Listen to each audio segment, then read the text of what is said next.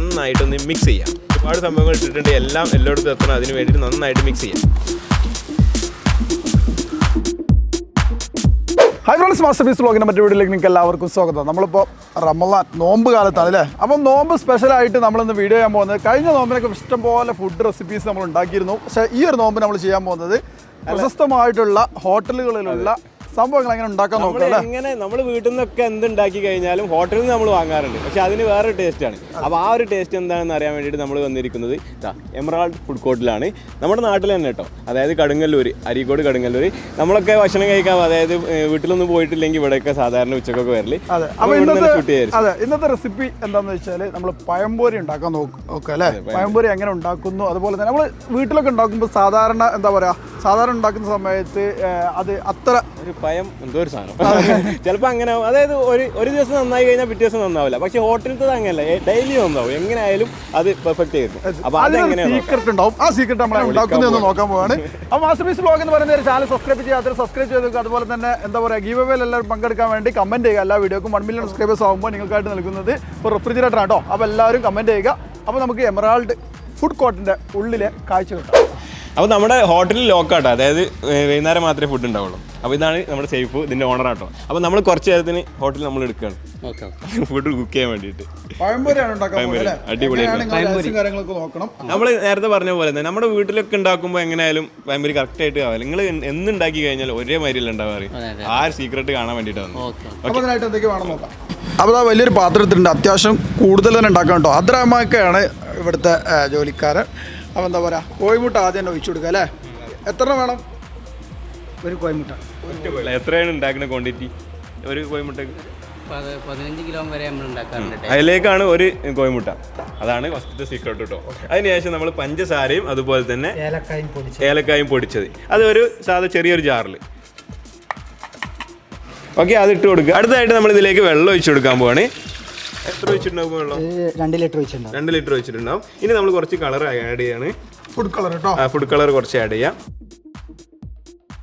അപ്പോൾ നമ്മൾ ഇതിലേക്ക് കളർ ഇട്ടു. അതിന് ശേഷം ഇപ്പോൾ ജസ്റ്റ് ഒരു യെല്ലോ കളറായി മാറിയല്ലോ.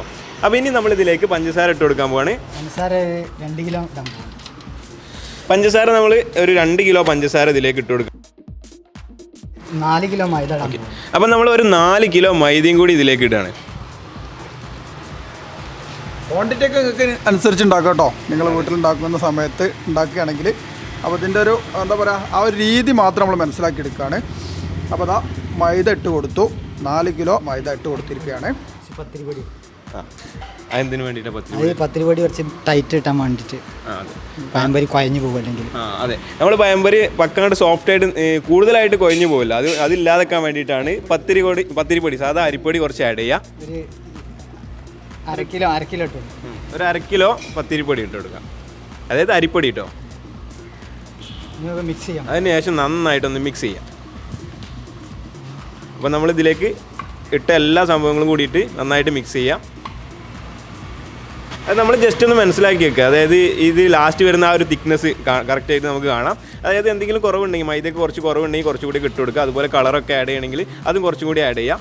ഇപ്പോൾ അത്യാവശ്യം കളർ ഉണ്ട് അല്ലേ? കളർ കുറവാണ്, ചെറുതായിട്ടൊരു യെല്ലോ കളർ കുറച്ചുകൂടി ഇട്ട് കൊടുക്കുക. കളറൊക്കെ നിങ്ങൾ വീട്ടിലുണ്ടാക്കുമ്പോൾ നിങ്ങൾക്ക് വേണമെങ്കിൽ ഇട്ടാൽ മതി കേട്ടോ. അതായത് അത് നിർബന്ധമുള്ള കാര്യമൊന്നുമല്ല. അത് മാത്രമല്ല, ഇപ്പോൾ ഇട്ടത് തന്നെ 15 കിലോ, ഏകദേശം 15 കിലോ ഒക്കെയാണ്.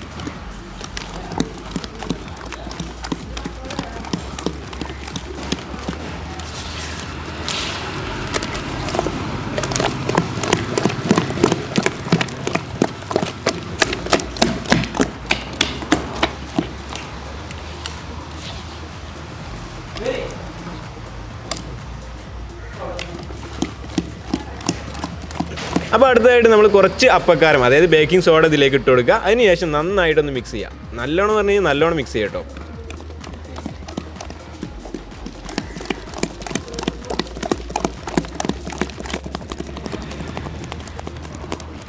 അപ്പോൾ നമ്മളിപ്പം ബേക്കിംഗ് സോഡ, അതായത് അപ്പക്കാരം ഇട്ട് കൊടുത്തു. ഇനി നമ്മൾ ഇതിലേക്ക് കുറച്ച് ഉപ്പ് ഇട്ട് കൊടുക്കുകയാണ്. കുറച്ചല്ല, ഏകദേശം നല്ലൊരു ടീസ്പൂണിൽ ഇട്ട് കൊടുക്കുന്നുണ്ട്. ഇത്രയും നമ്മൾ ഇട്ട് കൊടുക്കേണ്ട ആവശ്യമില്ല കേട്ടോ, അതായത് വീട്ടിലുണ്ടാക്കുമ്പോൾ. അപ്പോൾ നമുക്ക് ഇതിലേക്ക് അനുസരിച്ച് ഉപ്പിട്ട് കൊടുത്തിട്ടുണ്ട്. അതിന് ശേഷം നന്നായിട്ടൊന്ന് മിക്സ് ചെയ്യാം. നല്ലോണം മിക്സ് ചെയ്യുക, കാരണം ഒരുപാട് സംഭവങ്ങൾ ഇട്ടിട്ടുണ്ട്, എല്ലാം എല്ലായിടത്തും എത്തണം. അതിന് വേണ്ടിയിട്ട് നന്നായിട്ട് മിക്സ് ചെയ്യാം. അപ്പോൾ ഇനി നമ്മൾ 1 മണിക്കൂർ വെയിറ്റ് ചെയ്യാം, അതായത് 1 മണിക്കൂർ റെസ്റ്റിന് വേണ്ടിയിട്ട് വെക്കാം. അപ്പോൾ നമ്മൾ വെയിറ്റ് ചെയ്തു. അപ്പോൾ നമ്മുടെ മാവൊക്കെ സെറ്റ് ആയിട്ടുണ്ട്. അപ്പോൾ ഇനി നമ്മൾ ഇതിലേക്ക് നേന്ത്രപ്പഴം ഓക്കെ പീസാക്കിയിട്ട് ഇതിലേക്ക് അരിഞ്ഞിട്ട് കൊടുക്കാം. കട്ട് ചെയ്യാൻ പോകുന്നു.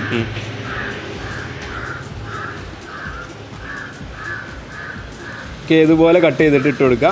ഇത് 2 രീതിയിൽ നമ്മളിവിടെ ചെയ്യുന്നത് കേട്ടോ. റംസാൻ ആയതുകൊണ്ട് നമുക്ക് തൂക്കി കൊടുക്കാൻ വേണ്ടിയിട്ട് വേറെ ചെറിയ ചെറിയ പീസുകളാക്കിയിട്ട് ചെയ്യാം. അതുപോലെ തന്നെ സാധാരണ പഴംപൊരി ഉണ്ടാക്കുമ്പോൾ ഈ ഒരു വലിപ്പത്തിലാണ് നമ്മൾ കട്ട് ചെയ്യുക. നമുക്ക് കാണിച്ചു തരാൻ വേണ്ടി മാത്രമാണ് ഈ ഒരു ഇത് വരുന്നത്. അപ്പോൾ ഇതിൻ്റെ ഒരു ഇത് കണ്ടില്ലേ, ടൈറ്റ് ആ ഒരു തിക്നെസ്സിലായിട്ടുള്ളത്. അതിന് ശേഷം നമ്മുടെ എണ്ണയൊക്കെ ചൂടായിട്ടുണ്ട്, അതിലേക്ക് ഇതുപോലെ ഇട്ട് കൊടുക്കുക.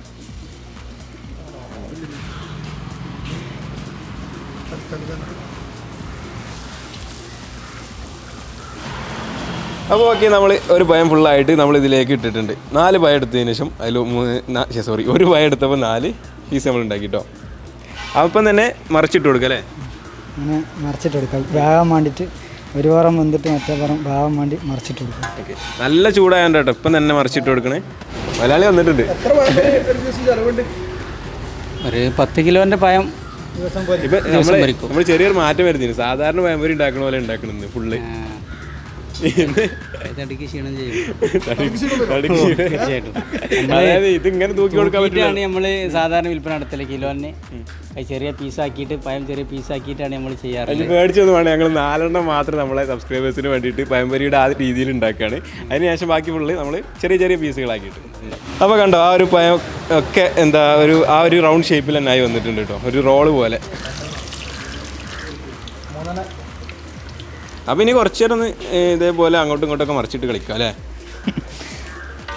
ഇത് ഇത്രയും എണ്ണമാണ് കേട്ടോ, എന്നാലേ ആ ഒരു കറക്റ്റ് ഇത് കിട്ടുള്ളൂ. അങ്ങനെ നമ്മുടെ പഴംപൊരിയൊക്കെ അല്ലേ ഏകദേശം കളറായിട്ടുണ്ട്, റെഡി ആയിട്ടുണ്ട്. കോരി എടുക്കാൻ പോവാണ് എണ്ണ. അടിപൊളി. അതിൻ്റെ ആ ഒരു കളർ ഉണ്ടല്ലേ, ഏകദേശം ഒരു ചെറിയൊരു ഡാർക്ക് മഞ്ഞ. ഇപ്പം ഇത് കഴിച്ചു നോക്കാൻ വയ്യ, കാരണം നോമ്പുള്ളതുകൊണ്ട്. ടേസ്റ്റ് നോക്കാൻ വയ്യ.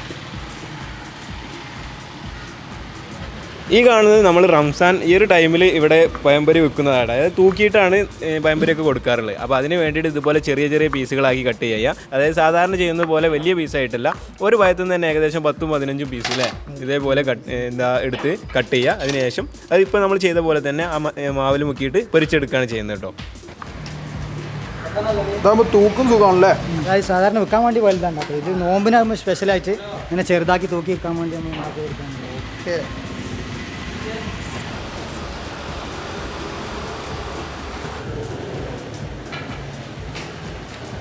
അങ്ങനെ ബാക്കിയുള്ളവെല്ലാം പൊരിച്ചെടുക്കുകയാണ്.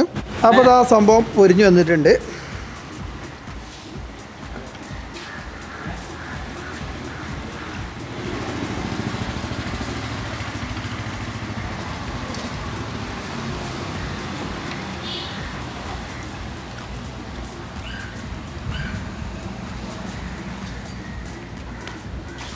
അങ്ങനെയാണ് പഴംപൊരി മുഴുവൻ ഉണ്ടാക്കൽ കേട്ടോ.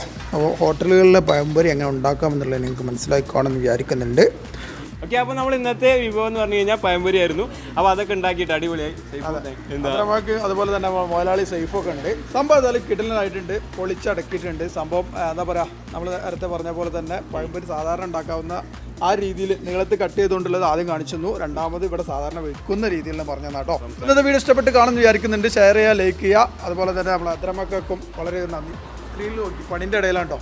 ഓക്കെ, അപ്പോൾ നമ്മൾ ഇന്ന് ഇവിടെ ഷൂട്ട് ചെയ്തത് ഏകദേശം നോമ്പ് തുറക്കാനുള്ള ടൈമായിട്ടോ. ഇനി ഇത് സെയിൽ ചെയ്യുന്ന കാര്യങ്ങളൊക്കെ ഉള്ളത്, അതായത് എമറാൾഡ് ഫുഡ് കോർട്ട് കടുങ്ങല്ലൂരാണ്, നമ്മുടെ നാട്ടിൽ തന്നെയാണ്, അരീക്കോടിനടുത്ത് കേട്ടോ.